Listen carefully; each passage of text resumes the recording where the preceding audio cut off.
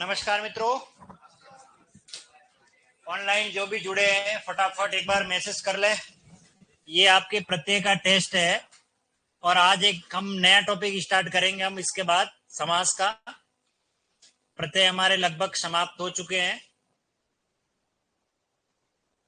इन सभी शब्दों को लिख लीजिए एक बार, क्योंकि इसके बाद एक और स्लाइड आपको मिलने वाली है। सर क्या मैं प्रश्न पूछ सकता हूँ? हाँ भाई, कुशल सैनी जी प्रश्न पूछ लो फटाफट। Pramod ji Ram Ram, good evening. नहीं, अभी मैं इसमें करेक्शन करवाना है वैसे मुझे, क्योंकि मैंने इधर देखा नहीं। 2-3 शब्द हैं इसमें, ठीक है। एक तो ये खिंचवा नहीं है, इसे खिंचाव लिखना। आप क्या लिखना है? इसे खिंचाव, ठीक है। और ये ठकुराइन शब्द है, ठकुराइन। ये क्या टाइपिंग एरर हो गई, जल्दबाजी में बनाया, बेचारों ने फटाफट लिखा, ठीक है। और गरिष्ठ, नीरद, अग्रिम, विशेला और एक दो और कई शब्द है।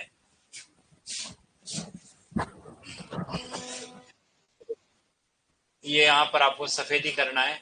सलावा, मलिन, सड़िया, लुटेरा, बुढ़ापा, खिलाड़ी, नीरज, परिंदा, रुकावट, मारुति, श्यामल, जैन, बाजारू, लुटिया, कौरव, पुरुष। चलिए, और कोई होगा तो आ जाएगा। एक बार लिख लीजिए इन्हें, मैं यहीं से देख लेता हूँ। ठकुराइन, ननदोई, गुस्सैल, तबलची, खिंचाव, मिलाप, खंडित, गरिष्ठ, नीरद, अग्रिम, विशैला, सरोजिनी, मोरनी, मार्दव, मिठास, मंडली, गौरव, पार्थ, दोहित्र और तिहरा। इन शब्दों को एक बार लिख लीजिए। इसके बाद कुछ शब्द आगे भी है।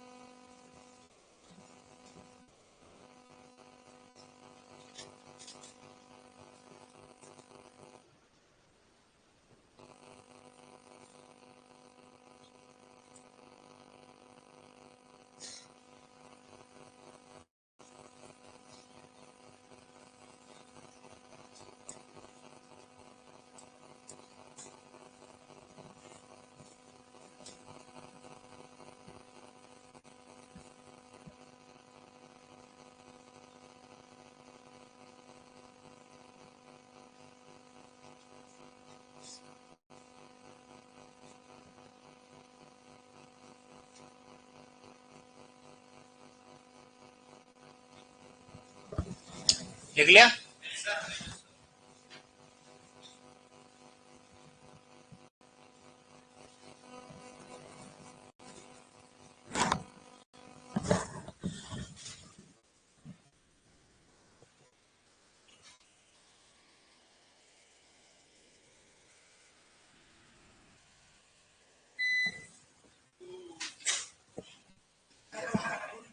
को के बाद आगे कंप्लीट। आज अंकित जी कहाँ गए?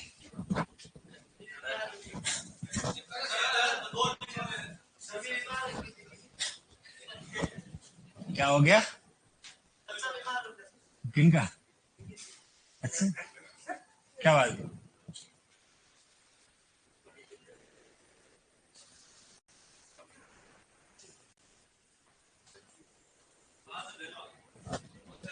लास्ट सबने लिख लिया?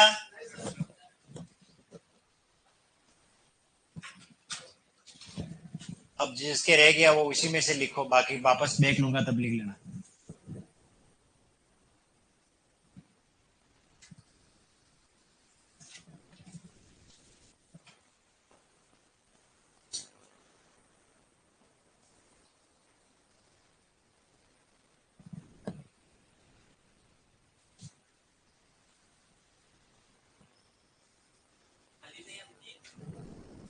मलिन, मलिन कहते हैं गंदा।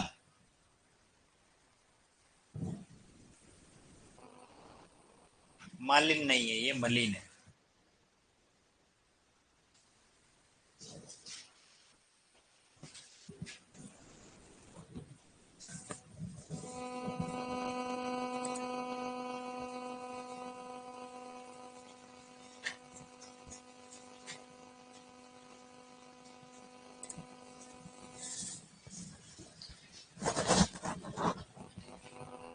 करिए देखिए सॉल्व।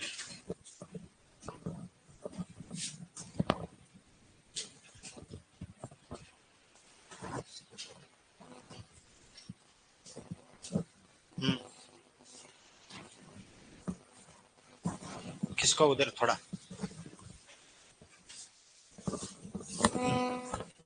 क्या सवाल है? हाँ हाँ सही है सही। हाँ तो सही है ना।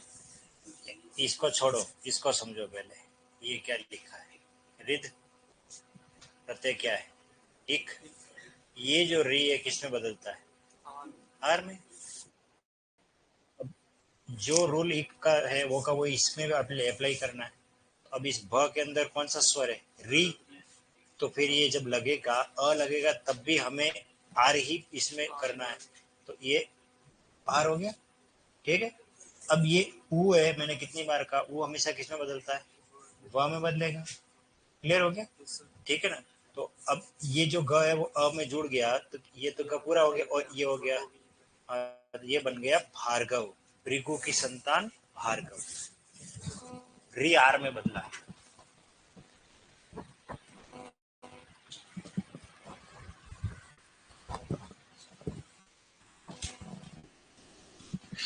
उसने कहा देखो उधर है ना अपने। अच्छा ठीक है।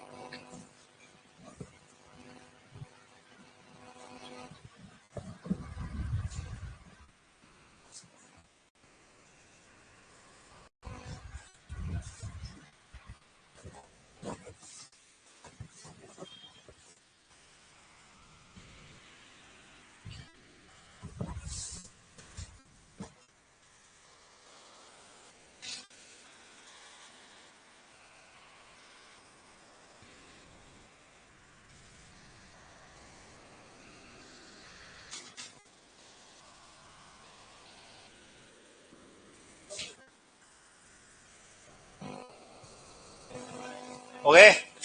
अभी तो लिखे होंगे सर, सरल तो नहीं किए होंगे। करिए ने सरल करिए, प्रत्यय निकालिए, देख कितने निकाल पाते हो इसमें से। नहीं कोई बात नहीं, मूल शब्द नहीं निकालो, खाली प्रत्यय निकाल दोगे तो ही आप जीत गए जंग। और मूल शब्द निकाल दो तो बहुत बढ़िया, अच्छी बात है।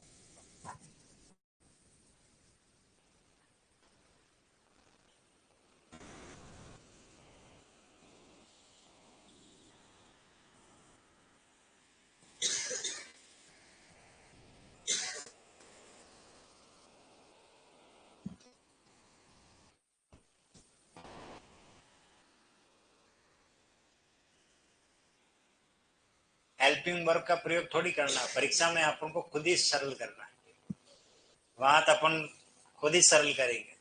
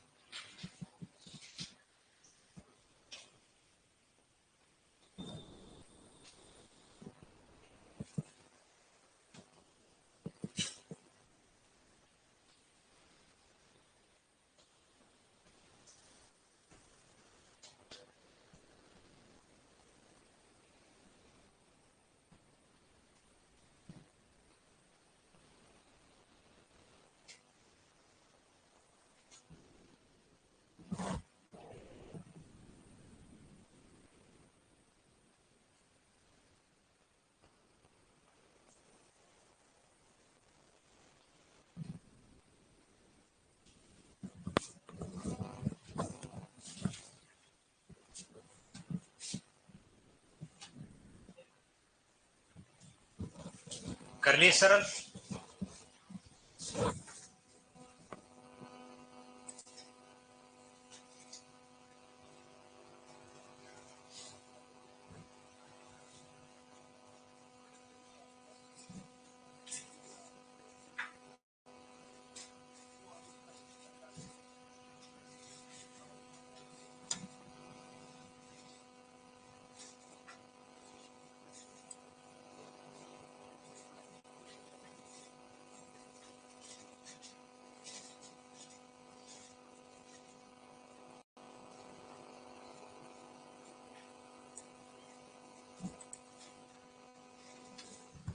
ओके, कंप्लीट करें सरल। चलिए सबसे पहले शब्द पे आते हैं, आरपीएससी एग्जाम में आया हुआ है ये, ठीक है। कुलीन, देखिए कुल मूल शब्द है और इन प्रत्यय है। कौन सा प्रत्यय है? इन। सभी ने यही लिखा है, ई छोटी बड़ी, बड़ी, क्योंकि यह मात्रा कैसी है? बड़ी है, इसलिए इन प्रत्यय कैसा आएगा? इसमें छोटा आएगा, न कि बड़ा, ठीक है। ठकुराइन, इसमें कौन सा प्रत्यय निकलेगा? आइन, और ठाकुर मूल शब्द है, ठीक है। पंडित में आइन लगेगा तो पंडिताइन, हमने पढ़ा था। ये आपके लिए नया शब्द है जो मैंने आपको उदाहरण में नहीं पढ़ाया है, ठीक है, लेकिन कोई कठिन नहीं है। ननद मूल शब्द है, ननद, और प्रत्यय लगेगा ओई। जैसे बहन से क्या बनता है? बहनोई, ठीक है ना। छत पे सोया था बहनोई, मैं तने समझ के सो गई, राणा जी मुझे माफ करना, गलती मारे से हो गई। वो बहनोई, ननदोई सब जानते हो आप। ओई, यस, ये इसमें प्रत्यय है आपका एल। कौन सा है? एल। एक मात्रा दो, एक ही आएगी। देखो एक तो इसकी है और एक इसकी, दोनों मिलके कितनी होगी? दो, ठीक है। अब देखिए इसमें मूल शब्द क्या है? नहीं नहीं नहीं, ये बस, वो घूस होती है, का घड़ी वाला होता है। और आ प्रत्यय लगाओगे क्या बनेगा? गुस्सा। मैंने कहा था ना, लड़का, लड़क मूल शब्द है, आ प्रत्यय। लड़की, लड़क मूल शब्द है, ई प्रत्यय। तो इसमें गुस मूल शब्द है, तो गुस में ए लगा, गुस्सेल, ठीक है ना। और गुस में आ लगा तो गुस्सा। तो ये मूल शब्द, इसके और टुकड़े नहीं हो सकते, ये ध्यान रखना। तबलची में कौन सा प्रत्यय है? ची। तबला मूल शब्द, ठीक है ना, तबला बजाने वाला तबलची, पढ़ाया ना, ठीक है। खिंचाव, कौन सा प्रत्यय है? आओ। कौन सा प्रत्यय? आओ। यहाँ कौन सा प्रत्यय है? ची। मिलाप में कौन सा आ जाएगा? आप। कौन सा आएगा? आप। खंडित, इत, ई छोटी बड़ी, छोटी। गरिष्ठ, इष्ट प्रत्यय। इसका मीनिंग पढ़ लीजिए, बहुत अच्छा है, और ये आपके एक वाक्यांश में पूछेंगे। गरिष्ठ का मतलब वह भोजन जो बड़ी मुश्किल से पचता हो, उसको गरिष्ठ कहा जाता है, उसे गरिष्ठ भोजन कहा जाता है। जैसे लड्डू, बाटी, चूरमा, ये बहुत गरिष्ठ भोजन है। और खिचड़ी, दलिया हल्का भोजन है जो आसानी से पच जाता है, इसको पचाने के लिए खूब पानी पीना पड़ता है, तो गरिष्ठ। तो मूल शब्द, मूल शब्द इसमें गुरु, बड़ा, यस, इष्ट प्रत्यय से बना हुआ है ये। अब यहाँ पर औ नहीं बनेगा, ये इसमें मूल शब्द यही यही है। गुरु का मतलब होता है कि बड़ा होना, और जो भोजन हमारे लिए बहुत बड़ी मुश्किल से पचता हो। जैसे गुरु से गौरव बनता है, गुरु से गरिमा बनता है, वैसे इसमें मूल शब्द है गुरु, ये याद रखना। नीरद, नीरद में कौन सा आएगा? द प्रत्यय। नीर जल है और द देने वाला। अग्रिम में इम प्रत्यय, अग्र मूल शब्द है। विशेला में एला, और ए पे दो मात्रा नहीं आएगी, एक आएगी। सरोजीनी, इनी प्रत्यय, और मोरनी में नी प्रत्यय, नी है मोरनी, नी। और मार्दव में अ प्रत्यय, और मूल शब्द है मृदु। मृदु में अ लगने से क्या बनता? मार्दव। री आर में बदलता, भृगु से भार्गव, तो मृदु से मार्दव। मिठास में मीठा मूल शब्द है, प्रत्यय क्या निकलेगा? आस। मंडल मूल शब्द है और प्रत्यय क्या लगेगा? ई। गौरव में गुरु मूल शब्द है और प्रत्यय क्या लगेगा? अ। और अप्रत्यय ओनली गौरव में, याद करिए, गुरु से कौरव संतानवाचक में पढ़ा है। और पार्थ मूल शब्द है पृथा यानी कुंती, और प्रत्यय क्या लगा? अ। और ये री किस में बदलेगा? आर में। ठीक है। दोहित्र, देखिए इसमें दुहित्र या दुहिता, ठीक है, या दुहित्र संस्कृत में कहते हैं हम दोहित्र, और प्रत्यय लगेगा अ। ये ध्यान, उ बदलेगा औ में। तिहरा, देखो तिहरा में तीव शब्द खाली और हरा प्रत्यय लगा हुआ, जैसे कटहरा और तिहरा, तो इसमें हरा लगाना खाली, बस इतना ही लिखना है, ज्यादा नहीं लिखना, इसमें हरा लिखना है। अगला देखिए राजनीतिज्ञ, कौन आएगा इसमें? छलावा में आवा। सफेदी में ई प्रत्यय, सफेद मूल शब्द। मलिन में इन। सड़ियल में ईयल, जैसे दाढ़ी वाला दड़ियल, दड़ियल। सड़ियल और दड़ियल में तो प्रत्यय है, लेकिन नारियल में नहीं है, नारियल मूल शब्द है, ये ध्यान रखना। लुटेरा में एरा। बुढ़ापा में आपा। पांडव में अ, पांडु मूल शब्द है। खिलाड़ी में आड़ी, आड़ी प्रत्यय। खेल मूल शब्द। नीरज में ज। परिंदा इंदा। मेजबान में बान। घसेरा में एरा। रुकावट में आवट, आवट, आहट नहीं। अपेक्षिक में एक अपेक्षा मूल शब्द। मारुति में ई, और मूल शब्द मरुत हवा। श्यामल में ल। सौष्ठव में मूल शब्द सुष्ठु, सुष्ठु यानी सुंदर, सुंदरता लिए हुए। सुष्ठु में अ लगने से बनता सौष्ठव, ये इंपॉर्टेंट है, ये पूछेंगे आपको भाई, इसमें मूल शब्द बताओ। सुष्ठु। जैन जीन से बनता है, इसमें अप्रत्यय। यांत्रिकी, यंत्र मूल शब्द है इकी प्रत्यय। कौन सा प्रत्यय? इकी। बाजार मूल शब्द है और यह लिखा बाजारू। हाँ, इसमें आपको एक करेक्शन करना था, ठीक है, कोई बात नहीं, बड़ा लिखा था, आप छोटा हो, क्योंकि जो शब्द है उसी की बात करते हैं। वैसे बाजारू, रू बड़ा होता है, ये छोटा लिखा हुआ है, ये लिखा ऐसा होना चाहिए था, बाजारू ऐसे होना चाहिए, बड़ा ऊ होना चाहिए था। तो बड़ा ऊ होता तो फिर हम यहाँ कैसे लिखते? ऐसे लिखते। लेकिन अब यहाँ ऐसा ही दिख रहा है, तो हम अभी यहाँ छोटा लिख रहे हैं फिलहाल, लेकिन वास्तविक शब्द ये राइट रखना, और इसमें प्रत्यय निकालोगे तो बड़ा ऊ, ठीक है। लुटिया में क्या आ जाएगा? ईया। और कौरव में अ, कुरु मूल शब्द है। पौरुषे में ए, अग्नि से आग्ने, और इसमें ए, और अत्रि मूल शब्द है। अत्रि एक ऋषि का नाम है, याद रखना। कौमुदी, कुमुद मूल शब्द, कुमुद मूल शब्द है और प्रत्यय लगेगा ई। और चुनौती में चुनना यानी चुन, और प्रत्यय क्या लगेगा? औती। क्या आ जाएगा? औती। क्लियर? औती प्रत्यय।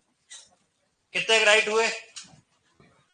लगभग लगभग राइट, 80% राइट हुए, कुछ गलत हुए होंगे, कोई बात। अब आप कॉपी बंद कर दिए, आपको लिखना नहीं है, ये आपका काम खत्म।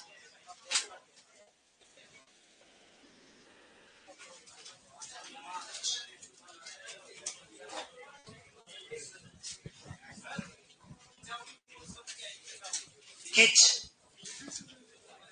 खींचना, खींचना शब्द बनता नहीं बनता क्रिया वैसे।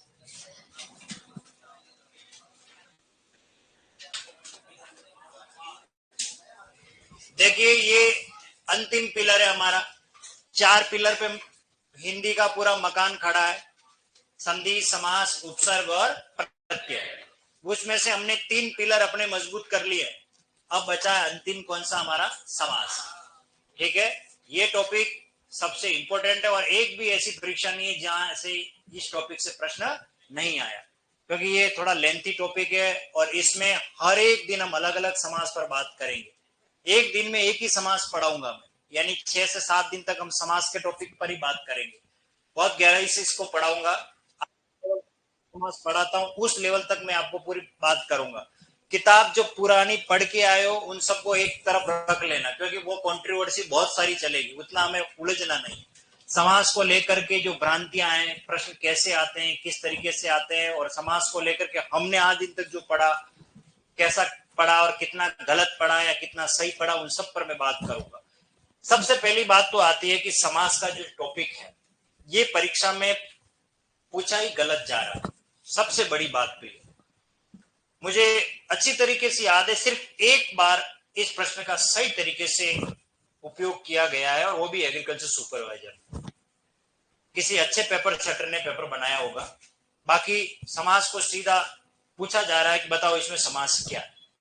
ये तरीका गलत है, क्योंकि इसमें वास्तविक बात हमें पता नहीं लगती, क्योंकि मैं आपको बताऊंगा कि इसमें समास में प्रश्न पूछने का गलत तरीका क्या है, जिस वजह से ये समास हम गलत करके आ जाते हैं। पैटर्न पता नहीं है पेपर सेटर को ही कि वास्तव में समास का प्रश्न बनना कैसे चाहिए, ये उनको नहीं पता। वो डायरेक्ट शब्द दे देते हैं, बताओ इसमें क्या है, समास है। ऐसा नहीं होना चाहिए। पर्टिकुलर एक वाक्य दिया जाना चाहिए और वाक्य से रेखांकित करके समास पूछना चाहिए, क्योंकि वाक्य के अंदर उस रेखांकित शब्द की एक अपनी गरिमा होती है, एक अपना अर्थ होता है। एक शब्द दे दिया, उसके कई अर्थ होते हैं। हम कैसे क्लियर कर सकते हैं कि इस शब्द का ये अर्थ है या यही अर्थ होगा, पेपर सेटर ये सोच करके। कई ऐसे उदाहरण हैं समास में जो एक ही शब्द अलग अलग समास में उसकी गिनती होती है। जैसे त्रिनेत्र एक शब्द है, रटा रटा है बच्चों को, बहुब्रीहि समास होता है, पर इसको मैं आपको द्विगु भी बना के बता दूंगा। पीताम्बर एक शब्द है, इसका मीनिंग बहुब्रीहि में भी मिलेगा और ये आपको कर्मधारय में भी मिलेगा। हम कैसे जस्टिफाई करेंगे खुद के लिए कि कब मुझे इसको बहुब्रीहि मानना है, कब मुझे इसे कर्मधारय मानना है? इसके लिए सही तरीका है समास को वाक्य में पूछा जाना चाहिए। दूसरी बात कि समास 10 सेकंड का भी काम नहीं है किसी भी समास का उत्तर देना। अब आप सोचिए, मैं सिर्फ 10 सेकंड बता रहा हूं, 10 सेकंड मात्र, फिर मैं इतना लंबे चौड़ी बातें क्यों कहूं, 6 दिन 7 दिन तक समास क्यों ले जाऊं, वो भी आपको सीखना है। किसी भी समास के प्रश्न को उत्तर देने की जो क्षमता, सामर्थ्य हमारे में अंदर आती है, वो 10 सेकंड में हम पता लगा सकते हैं, अगर वो हमारे अंदर कौशल, वो हुनर अगर है तो। बाकी हम उस समास का उत्तर खाली रटा रटाया या कहीं पढ़ के ऐसे गए हुए तो ठीक है, किस्मत ने साथ दे दी, हमने जो राइट किया बोला वो राइट हो जाए, वो अलग बात है। वो भी मैं आपको बताऊंगा कि समास की पहचान करने का तरीका क्या है। जैसे मैंने प्रत्यय पढ़ा है, प्रत्यय को पहचानने के तरीके बताए थे, 3 तरीके से हम प्रत्यय को पहचानते, तो समास को भी पहचानने का तरीका। अब बात ये आ रही है, अब सब प्रश्नों को हम बाद में वापस लेके आऊंगा, मैं पहले इस शब्द की व्याख्या करता हूं कि इस शब्द से कितने प्रश्न कहां आए। महिला सुपरवाइजर भर्ती होती है, महिला पर्यवेक्षक की, उसमें सीधा यहां से एक प्रश्न आया है समास का, इस शब्द को लेकर के। समास इतना लंबा चौड़ा टॉपिक है, उसमें से कुछ भी नहीं पूछा, खाली शब्द से प्रश्न पूछ दिया। अब आप सोचिए, पेपर सेटर पूरा समास एक तरफ रख दिया कंटेंट, और इस पूरे समास का एक ही प्रश्न पूछा और वो इस शब्द से ही उसने प्रश्न बना दिया, उसमें भी बच्चों ने गलती कर दी। अब आप सोचिए, खाली शब्द में से ही प्रश्न पूछा और गलती कर दी। इसीलिए मैं जब भी कोई टॉपिक पढ़ाता हूं तो उसका पूरा पोस्टमार्टम करता हूं, क्योंकि हो सकता है कि आपके साथ ऐसा क्वेश्चन बन जाए, तो कम से कम आप वो उत्तर सही करके आओ। सबसे पहले इसका विश्लेषण करते हैं, समास शब्द बना कैसे। आज मैं आपको कुछ भी नहीं लिख पाऊंगा। अब अगले 30 से 40-45 मिनट जितनी भी मेरी क्लास है, सिर्फ समास के टॉपिक पर ही बात करूंगा। आपको लिखने का काम कल करेंगे, क्योंकि ये किसी भी टॉपिक की पहली क्लास सबसे इंपॉर्टेंट होती है, वो भूमिका है, वो प्रस्तावना। मेरे ख्याल से तो आप कॉपी भी बंद कर लोगे तो भी कोई दिक्कत नहीं है, बैग भी बंद कर लो, आप तो सत्यनारायण की कथा हो रही है और मुझे सुनो बस, लेकिन वो चीज समझ में आनी चाहिए। हाँ, जय बोल दो आप। यह सम और यह है आस। समास शब्द किससे बना है? सम और आस से बना हुआ, ठीक है। सम का अर्थ होता है सम्यक। सम का अर्थ क्या होता है? सम्यक यानी संपूर्ण रूप में। और आस का मीनिंग होता है पास बैठाना, पास बैठाना। इसका अर्थ क्या, पहले ये जानना बहुत जरूरी कि सम्यक रूप से पास में बैठाना। सम्यक रूप से पास में बैठाने से अभिप्राय ये है, हमारे सामने कई सारे शब्द मिलेंगे। जैसे उदाहरण के लिए ये एक शब्द है जल, ये कहीं डिक्शनरी में, शब्दकोश में कहीं पड़ा हुआ है, हमने इसको उठा लिया, ये सेपरेट शब्द। और एक शब्द कहीं पे पड़ा है धारा, ये कहीं और जगह पर। हमने इन दोनों शब्दों को सम्यक रूप से, उचित रूप से जोड़ा। पहले ये जोड़ दिया, क्या शब्द बना? अब एक नया शब्द बन गया आपके लिए। पहले जल अलग था, धारा अलग शब्द था, दोनों को जोड़ा, क्या बना? जल धारा। अब ये जो शब्द बना है, अब ये शब्द शब्द नहीं रहा। अब इस टॉपिक के संदर्भ में बात कर रहा हूं। अब ये एक सामासिक पद बन गया। समास में एक लगता है तो क्या बनता है? सामासिक। समाज में एक लगता है तो सामाजिक, तो समास में एक लगता है तो क्या बनता है? सामाजिक। ये एक सामासिक पद बन चुका। अब क्यों बन चुका है? क्योंकि यहां बात जल और धारा की बात ही नहीं हो रही। यहां वास्तविक अर्थ क्या है? इसका अर्थ है जल की धारा। इसका वास्तविक अर्थ क्या है? जल की धारा। यह है इसका सही अर्थ। क्या हम व्यावहारिक जीवन में जल की धारा, जल की धारा, जल की धारा, इसको बोलने में ज्यादा रुचि लेंगे या डायरेक्ट जल धारा बोलने में? जल धारा। इसका मतलब ये है कि जल की धारा बह रही है, जल की धारा बह रही है। हम बार बार समय की बर्बादी को रोकने के लिए हम इस की का क्या करते हैं? लोप करते हैं। की को गायब कर रहे हैं, की को कम कर रहे हैं, संकुचित कर रहे हैं, संक्षिप्त कर रहे हैं, कम कर रहे हैं, और हमने इसको क्या बना दिया? जल धारा। इसलिए समास का जो शाब्दिक अर्थ है, इसका अर्थ होता है संक्षिप्त करना, कम करना। संक्षिप्त करना अर्थात कम करना, कम करना। क्योंकि लंबी चौड़ी बातें ना कह करके हम उस बात को छोटा बनाते, और छोटा बनाना किसका गुण है? समास का। इसका उल्टा वी फोर विलोम, और ये होता है व्यास। और व्यास मैंने पढ़ाया आपको, यण संधि वी धन आस। आस यानी पास बैठाना, वी यानी विशेष, विशेष रूप से पास में बैठाना। जब हमें कोई शब्द समझ में नहीं आ रहा तो हम उसके लिए, उसकी व्याख्या को करने के लिए अन्य शब्दों को भी उसके साथ लगाते हैं, एक्सप्लेन करने के लिए, पल्लवन करने के लिए। तो वो शैली कहलाती है व्यास। कम बातों में अधिक बात कह देना क्या कहलाता है? समास। इसलिए इस क्षेत्र में हमारे हिंदी साहित्य का एक ऐसा विद्वान है जिन्होंने जिंदगी पर एक ही रचना लिखी, और एक ही रचना लिखने के बाद वो इतना प्रसिद्ध हो गया। वो उनकी शैली थी समास शैली में बोलना, कम बातों में अधिक बात कर देना, कल्पना की समाहार शक्ति का मिश्रण करवाता था। और वो कवि हमें गर्व करना चाहिए, हमारे राजस्थान का, और वो है बिहारी। हिंदी साहित्य में उन्होंने बिहारी सतसई लिखी, और बिहारी सतसई का एक बहुत अच्छा कल्पना की समाहार शक्ति, वो उसकी व्याख्या मैं बताऊंगा नहीं, क्योंकि उसकी व्याख्या करने में मुझे कम से कम आधा घंटा लग जाएगा, तो उस पर बात करेंगे नहीं। लेकिन मैं आपको उसका दोहा है वो बताऊं। कहा जाता है कि बिहारी के एक एक दोहे पर एक एक सोने की मोहर असरफी इनको इनाम में मिलती थी। मिर्जा राजा जय सिंह के दरबार में ये कवि हुआ करते थे, और एक एक दोहा बोलते, और इनको सोने की और काली पहाड़ी नाम की इनको जागीर भी दी गई। इन्होंने बिहारी सतसई में 713 दोहे लिखे, और उसमें एक दोहा आता है, और पता है ये बहुज्ञ थे, बहुज्ञ का मतलब होता है जिसे बहुत बातों का नॉलेज हो। इन्हें ज्योतिष का नॉलेज था, इन्हें कर्मकांड का नॉलेज था, इन्हें अंतरिक्ष विज्ञान का नॉलेज था, इन्हें विज्ञान का, प्राणी विज्ञान का, बायोलॉजी का, केमिस्ट्री वगैरह जो हम कहते हैं उसका, रसायन विज्ञान का, मतलब साहित्य का, हर चीज का इनको नॉलेज था। इनके दोहे में सब चीज आपको मिल जाएगी। उसमें का एक दोहा है कि कहत नटत खिजत मिलत लजियात, भरे भौन में करत है नैन नहीं सो बात। अब ये चीज कहत, नटत, खिजत, मिलत और लजियात, इन सब में अलग अलग 5 बातें, लेकिन उन सबको इन 5 शब्दों में समाहित कर लिया। इसमें नायक और नायिकाओं के प्रेम की बात की गई है। वो क्या बात कही है जानने के लिए देखें अगला एपिसोड। जब समय मिले तब याद दिलाना कि कहत नटत खिजत मिलत लजियात, भरे बौन में करत है नैन नहीं सो बात।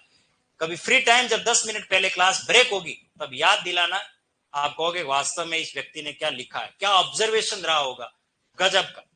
क्योंकि मैं नहीं, अभी नहीं, हाँ अभी यही तो, अरे सॉरी, कुछ सस्पेंस भी जरूरी।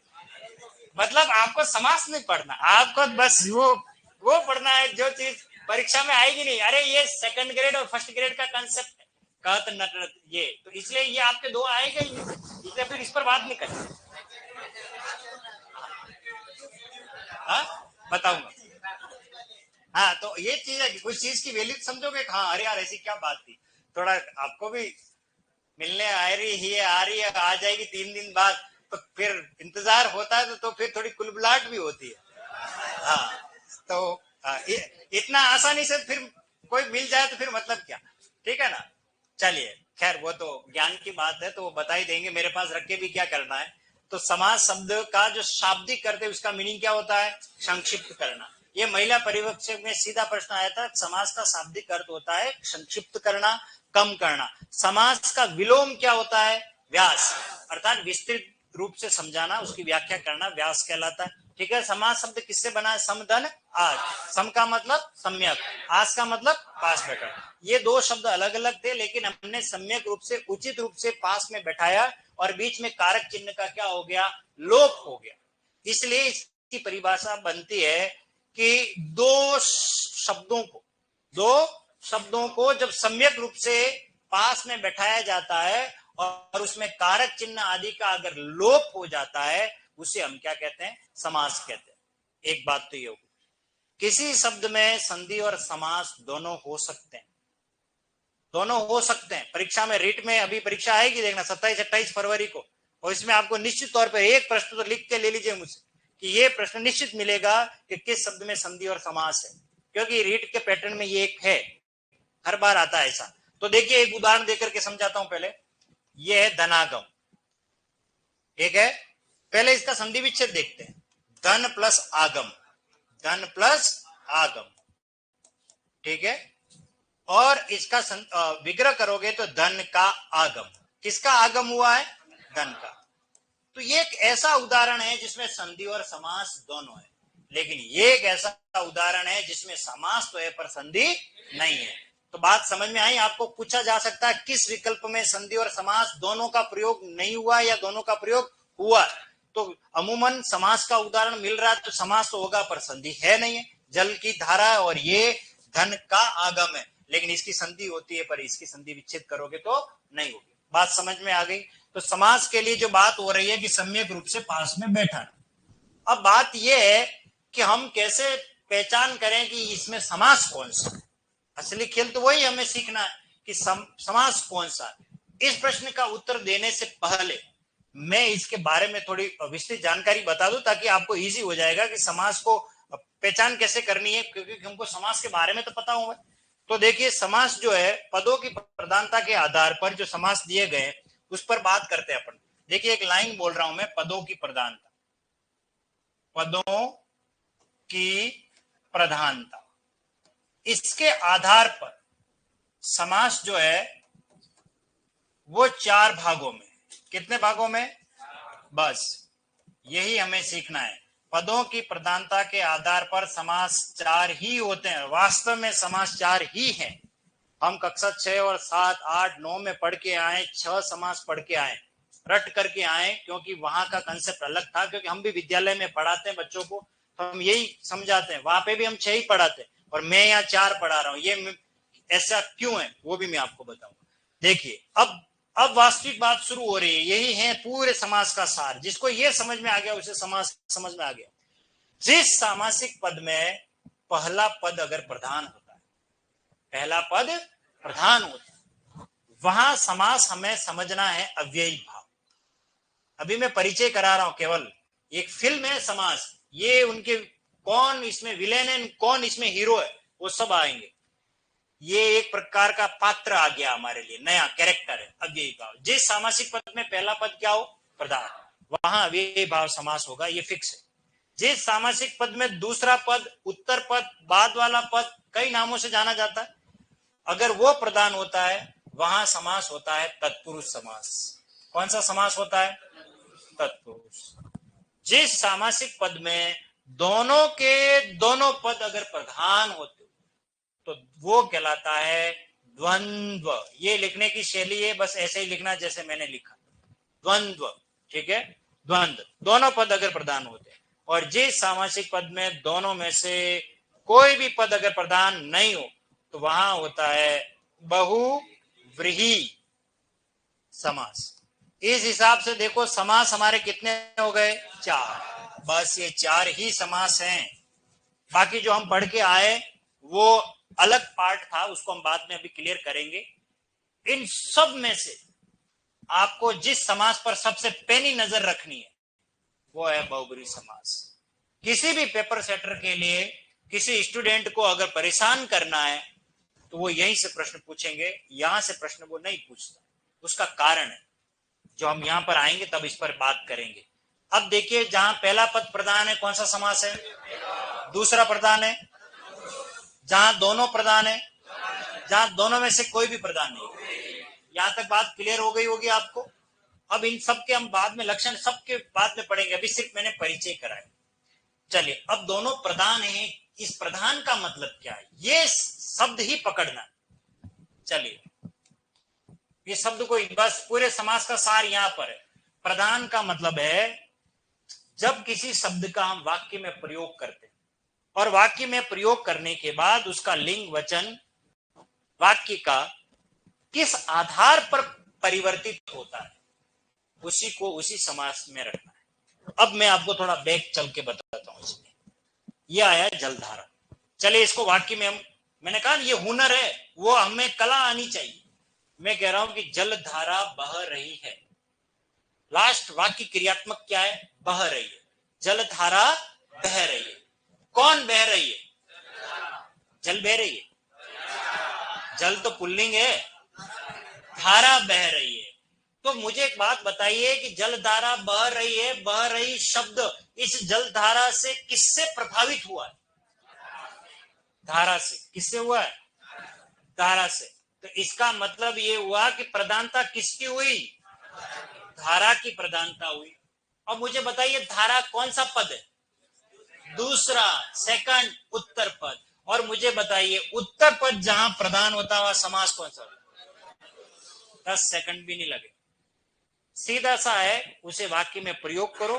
वाक्य में प्रयोग करने के बाद लिंग वचन काल जो वाक्य का होता है वो किससे प्रभावित हो रहा है, अगर ये चीज हमने क्लियर कर ली, जैसे उदाहरण ले लेते हैं एक और, थोड़ा समझ में आ जाएगा। रटा रटाया ज्ञान मत दिमाग में लगना, क्योंकि आप गलती कर लोगे बाद में, मुझे पता है। ये लिखा है माता पिता, मैं एक वाक्य बोल रहा हूं, माता पिता को नमन कीजिए, माता पिता को नमन कीजिए। बताइए किसको नमन करना है, माता को, पिता को, माता और पिता।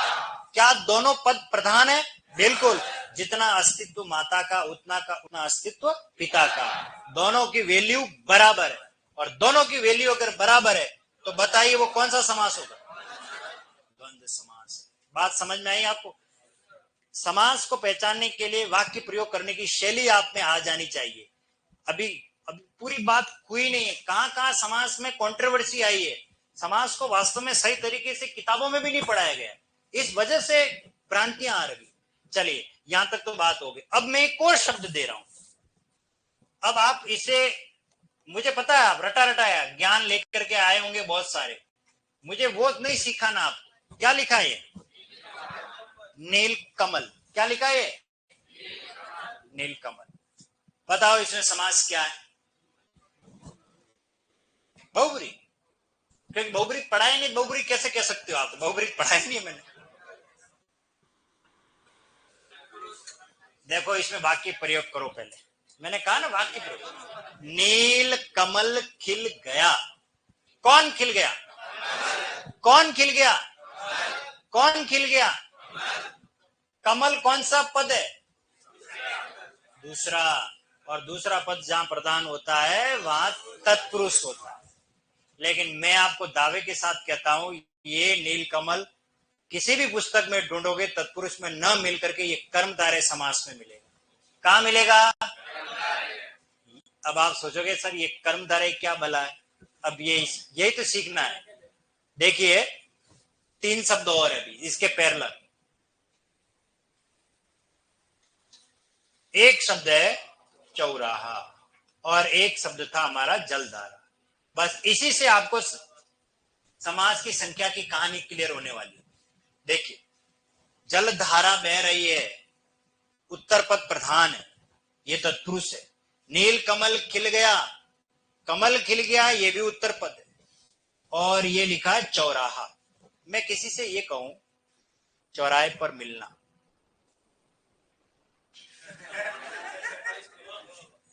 हाँ?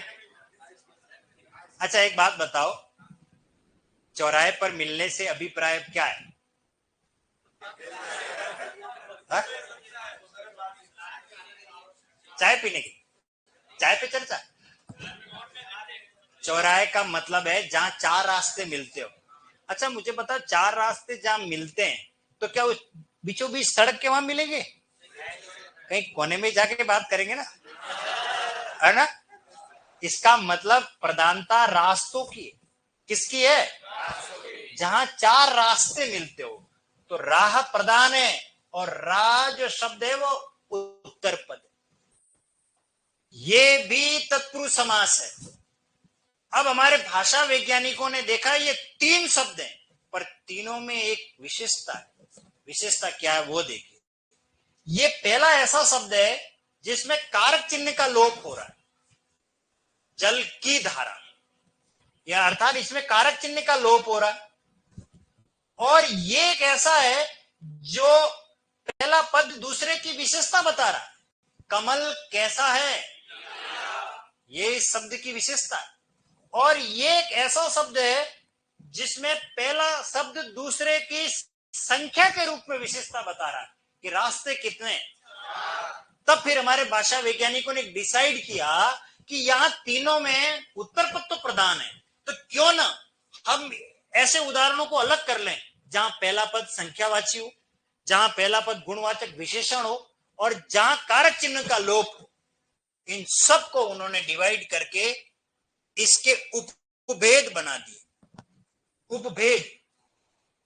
अब जिसमें कारक चिन्ह है वो तो आपका मानक स्टैंडर्ड तत्पुरुष समास है, और जिसमें पहला पद दूसरे की विशेषता बताता हो गुणवाचक विशेषण, वो उसके कर्म को धारण कर रहा है, इसलिए उसको नाम दे दिया कर्म नहीं, कर्मधारय। कर्म तो मेरे फुट गए जो कर्म बोल रहे तुम। कर्म नहीं होता, कर्मधारय, कर्म को धारण करने वाला। और जिस सामासिक पद में उत्तर पद प्रधान हो लेकिन पहला पद दूसरे की संख्या के रूप में विशेषता बता रहा हो, उसको नाम दे दिया द्विगु। अब इसका पूरा नाम क्या है? कर्मधारय तत्पुरुष समास। अभी हाल फिलहाल जिसके लिए बहुत मगजमारी हुई है सरकार को, एसआई का पेपर रद्द करना कि नहीं करना, रद्द करना कि नहीं करना, उसमें प्रश्न आया था कि कर्मधारय और द्विगु किसके भेद है, तत्पुरुष के भेद है। ध्यान रखना, मैं नोट में सब लिखाऊंगा, आपको कोई लिखने की आवश्यकता नहीं है। सब लिखा हुआ स्क्रिप्ट आपके सामने है, वो कल पूरी पीपीटी आएगी, इसको उसी से पढ़ाऊंगा मैं आपको। कर्मधारय समास, और ये हमें सिर्फ इतना ही जानना है कि कर्मधारय और द्विगु वास्तव में किसके भेद है? तत्पुरुष के। अब कक्षा 6 में ही समास टॉपिक स्टार्ट होता है। जिस तरीके से आपको समाज के टॉपिक को पढ़ने के लिए इतने पड़ाव पार करके कोचिंग में समाज पढ़ना पड़ रहा है, आप उस छठी क्लास के बच्चे से उसकी सीखने की जो क्षमता है उससे कहीं अधिक उस स्तर को पार कर चुके हो। लेकिन कक्षा 6 के बालक को जो मैं अभी पढ़ा रहा हूं वो उसकी समझ से परे। इसलिए सामान्य रूप से व्याकरण सिखाने के लिए सिर्फ व्याकरण का एक सामान्य अध्ययन बालक कर सके, इसलिए मोटा मोटा ज्ञान दे दिया बच्चे को कि एक समास अव्यय भाव होता है, एक तत्पुरुष होता है, एक कर्मधारय होता है, एक द्विगु होता है, एक द्वंद्व होता है, एक बहुब्री होता है, और इसकी कुछ उदाहरण और परिभाषा से उसको समझा दिया गया। लेकिन ये कभी नहीं बताया गया कि वास्तव में कर्मधारय और द्विगु तत्पुरुष के ही भेद है। ऐसा बताते ही बच्चे के अंदर दिमाग काम करना बंद कर देगा। क्यों? कि वो क्या, वो इतना थोड़ी सोचेगा पहला कहां विशेषता बता रहा है, दूसरे में कहीं कारक चिन्ह किधर आ रहा है, संख्या किधर जा रही है। इसलिए जहां जहां संख्या आ रही है द्विगु, जहां पहला दूसरे की विशेषता बता रहा है कर्मधारय। इजी बनाने के लिए सरलतम तरीके से व्याकरण पढ़ाने के दृष्टिकोण से ये लिख दिया गया, पर वास्तव में कर्मधारय और द्विगु जो तत्पुरुष है वो तत्पुरुष समास का ही भेद है। अब हम बात करें तो यहां समास की संख्या गिने, 1 और ये 2, ये 3, ये 4, ये 5 और ये 6, कितने हो गए समास? इसलिए संख्या में समास कितने हैं? 6। संख्या में पूछ रहा हूं 6, लेकिन पदों की प्रधानता के आधार पर समास कितने? 4। अध्ययन की सुगमता के लिए हम समास कितने में पढ़ते हैं? 6 में पढ़ते हैं। ये भी मैं आपको नोट में लिखाऊंगा, सब है हमारे लिए इस पर। अब हम इस पर बात कर रहे हैं कि द्विगु की विशेषता बता दी मैंने, जिस सामासिक पद में उत्तर पद प्रधान हो लेकिन पहला पद क्या हो? संख्यावाचक, वहां द्विगु तत्पुरुष होगा। जहां पहला पद दूसरे की विशेषता गुणवाचक विशेषण के रूप में बताता हो वहां कर्मधारय, और जहां कारक चिन्ह का लोप होता हो वहां तत्पुरुष समास सामान्य, जिसको हमने नाम दे दिया। क्लियर हो गया? अब इसमें भी अब बचा है कौन? अव्यय और बहुब्री। इस पर भी बात कर लेते हैं। जहां पहला पद प्रधान हो, पहला पद प्रधान, इसके लिए 4 बातें पूरी डिटेल से हम बात करेंगे, अव्यय भाव को मैं पढ़ाऊंगा तब। 4 बातों में एक तो उपसर्ग, इसलिए मैंने उपसर्ग पहले पढ़ाया आपको, क्योंकि अब उपसर्गों का असली रोल क्या है वो अव्यय भाव में आपको पता लगेगा। उपसर्ग पहला पद होना चाहिए, अव्यय पहला पद होना चाहिए, या रिपीटेशन वाले शब्द, पुनरावृत्ति वाले शब्द पहले या दूसरे दोनों जगह पे हो सकते। कुछ बातें होगी उस पर हम बात करेंगे। जैसे देखिए, एक ही उदाहरण देता हूं खाली समझाने के लिए कि क्या प्रधानता और क्यों प्रधानता। एक शब्द है प्रतिदिन। मैं ये कहूं कि रामलाल प्रतिदिन अखबार पढ़ता है, रामलाल प्रतिदिन अखबार पढ़ता है। अगर मैं प्रति हटा दूं और मैं कहूं रामलाल दिन अखबार पढ़ता, इस चीज को समझना। हमने उस प्रति के अर्थ को बनाए रखने के लिए किसका प्रयोग किया है? हर दिन, वो हर दिन अखबार पढ़ता है। तो मुझे बताइए कांस्टेंट कौन रहा, अपनी जगह पर रहा कौन, बदला कौन? दिन तो नहीं बदला, लेकिन प्रति की जगह हमने क्या बोला? हर। तो वैल्यू उसकी ज्यादा है। किसकी ज्यादा है? प्रति की। जिसकी वैल्यू ज्यादा होगी, क्योंकि आप हर दिन अखबार पढ़ता है, दिन तो देखो वही है, लेकिन प्रति की जगह आपने हर बोल दिया। इसका मतलब कि प्रति के अंदर इतनी वैल्यू है कि वो दूसरे को भी अपनी जगह पर बनाए रखना है, लेकिन दिन तो है वहीं का वहीं है। तो पहला पद उपसर्ग भी है, और पहला ही पद प्रधान होने की वजह से कौन सा समास कहलाया? अव्ययी भाव कहलाया। ऐसे बहुत सारे उदाहरण मैं आपको बताऊंगा।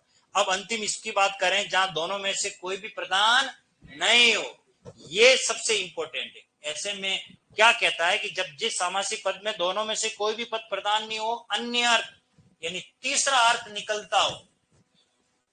अब तीसरा अर्थ हमें पता होना चाहिए, नहीं पता है तो कुछ भी नहीं। चलिए इस पर मैं बात करके उदाहरण देकर के समझाता हूं आपको। देखिए, ये एक शब्द है त्रिनेत्र। पहले तो ये बताओ नेत्र कितने? इस हिसाब से कायदे से ये द्विगु है। क्योंकि जो संख्यावाची बातें बताता है, नेत्र कितने, ये द्विगु है। लेकिन हमें पता है कि हम जब भी त्रिनेत्र की बात करते हैं तो बात त्रि और नेत्र की नहीं हो रही है, बात हो रही है भगवान शिव। अब इसको उदाहरण देकर समझाता हूं कि त्रिनेत्र ने कामदेव को भस्म किया। क्या तीन आंखों ने भस्म किया है या भगवान शिव ने भस्म किया? इसका मतलब तीन की बात नहीं हो रही है, न ही नेत्र की बात हो रही है, भगवान शिव की बात हो रही है। इसलिए ये विशिष्ट अर्थ रख रहा है, बहुब्री समास में जाएगा। अब इसी त्रिनेत्र को मैं वापस द्विगु भी बना सकता हूं। अब वो कैसे, देखिए, महाराणा भोपाल चिकित्सालय के पन्नाधाय वार्ड में किसी प्रसूता ने एक बालक को जन्म दिया जिसके त्रिनेत्र है, तो क्या भगवान शिव जी पैदा हो गए? ऋतिक रोशन के भी दो अंगूठे, तो बाय डिफॉल्ट, बाय मिस्टेक कोई बच्चा जुड़वा पैदा होता है तो किसी के तीन आंख हैं। वो एक विचित्र बालक है जिसकी आंख की संख्या कितनी है? तीन है। वहां त्रिनेत्र का मतलब है द्विगु। इसको और उदाहरण देकर के बताऊं, भगवान शिव के त्रिनेत्र को देख कामदेव भस्म हो गया। अब अंडरलाइन करके पूछूंगा, भगवान शिव के त्रिनेत्र को देख कामदेव भस्म हो गया। बताइए त्रिनेत्र में समास क्या? देखो, क्योंकि यहां त्रिनेत्र किसकी बात की गई है? तीन आंखों की। जो केवल ये रट्टा मार के जाए कि जहां त्रिनेत्र आ जाए ठोको शिव जी और बहुबरी, बिल्कुल भी नहीं।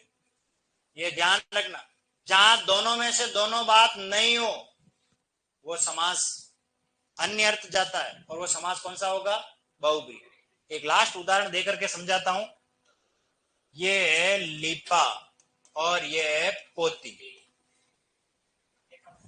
लिपा पोती, लिपा पोती। देखो इसका अर्थ क्या वो बता रहा हूं। ये द्वंद्व का उदाहरण। इसका अर्थ है लीपना और पोतना। लीपना और पोतना। जैसे मैं कहूं दीपावली नजदीक है, दीपावली नजदीक है, आंगन में माता बहनें लीपा पोती कर रही है। गांव में होता है ना, मिट्टी के घर होते हैं और गोबर से लेपते हैं वो मिट्टी से, तो आंगन में माता बहनें लीपा पोती कर रही है। इसका मतलब लीप रही है और पोत रही है, दोनों प्रधान है। ये द्वंद्व समास है। कौन सा समास है? द्वंद्व समास है। लेकिन इसी को ही अब मैं बहुब्री बनाऊंगा। कैसे, देखिए, सरकार की पिछली भर्ती में जो घोटाले हुए उसके राज अब खुलने वाले हैं, इसलिए सरकार उन मुद्दों पर लीपापोती कर रही है। तो क्या अब वो सरकार लेप रही है और पोत रही है? नहीं, नई बात लीपने की हो रही है, नई बात पोतने की हो रही है। वास्तविक बात है असलियत को छुपाना, असलियत छुपाना। लिपापोती का जो सही अर्थ निकलता है वो क्या होता है? असलियत। आप देखना, घर में अपनी माता बहनें जो भी होती है ना, सुबह जब उठती है ना तो किसी जगदम्बा काली दुर्गा से कम नहीं होती। उनके बाल देख लो, ऐसे बाल बिखरे हुए हैं, ऐसे उठते देख कर लो तो कैसे भूतनी नजर आ गई।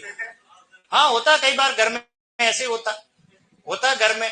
लेकिन जैसे ही बाथरूम में जाएंगे, मुंह धोएंगे और ये नगर निगम के खड्डे, आईलाइनर, फाउंडेशन, ईयर लाइन वो इससे भरेगी, है ना।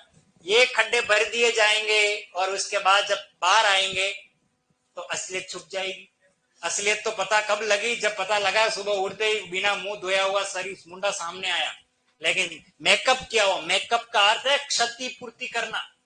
मेकअप का मतलब साज सजावट नहीं है, क्षति पूर्ति करना। यानी कि भगवान ने जो चेहरा दिया, कहीं कहीं खड्डे पड़ गए, उसमें क्रीम पाउडर, लिपस्टिक, आईलाइनर लगा करके उसको समतल बनाना, उसको कहते हैं। अब ये लिपापोती करना, उसको अर्थ है असलियत छुपाना। मरण तब होता है कोई लिपापोती करके आए और बरसात हो जाए, धड़ धड़ धड़ धड़, सारा मेकअप धुल जाए तो सारा चेहरा सामने आ जाएगा, असलियत।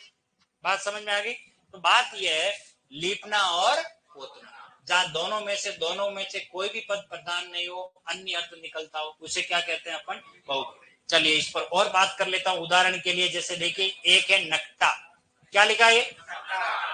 इसका मीनिंग है जिसकी नाक कटी हो। शाब्दिक अर्थ है जिसकी नाक कटी हो उसे ही नकटा कहते हैं। हम सबकी नाक तो सही सलामत है, आप में से कोई ऐसा नहीं है जिसकी नाक कटी हुई है, कोई शूर्पणखा भी नहीं है। लेकिन फिर भी हम व्यवहारिक जीवन में किसको बोलते हैं? कहीं बोलते हैं ना, अरे ये आदमी तो नकटा है। कभी सुना ऐसा? क्यों कहते हैं? नाक तो थोड़ी कटी है। बात नाक के कटने की नहीं हुई है। जिसको कहते बेइज्जत व्यक्ति, वगर माजनारो नो तो निदो जिम्मा आई गयो वांदरो, कहते ना, बस उसी को कहते हैं नकटा। नाक से जो कटा हुआ नहीं है उसको नहीं कहते। इसी तरीके से देखो, एक होता है सरफिरा। क्या लिखा है? सरफिरा का शाब्दिक अर्थ है जिसकी गर्दन, सर हॉरर मूवी की तरह पूरा घूम जाए, सर घूम जाए, उसी को सरफिरा कहते हैं। सर जिसका फिर जाए। लेकिन बात ना तो सर के फिरने की हो रही है ना घूमने की हो रही है, बात कुछ दूसरी हो रही है। सरफिरा का मतलब होता है सन की पागल। कहीं सड़क किनारे जा रहे हो ना, हाथ में भाटोल ठोकी दे, ऐसा होता है। सन की पागल होता है। अरे ये सरफिरा लड़का, ये सरफिरा आदमी है। क्यों? क्या उसका सर फिरा हुआ? नहीं, बात कुछ दूसरी हो रही है। ऐसे शब्दों को देखना पड़ना, उसको समझना पड़ेगा, तब हम उस पर बात कर पाएंगे। इस पर और बात करेंगे अब अपनी अगली क्लास में। समय हो चुका है, ठीक है।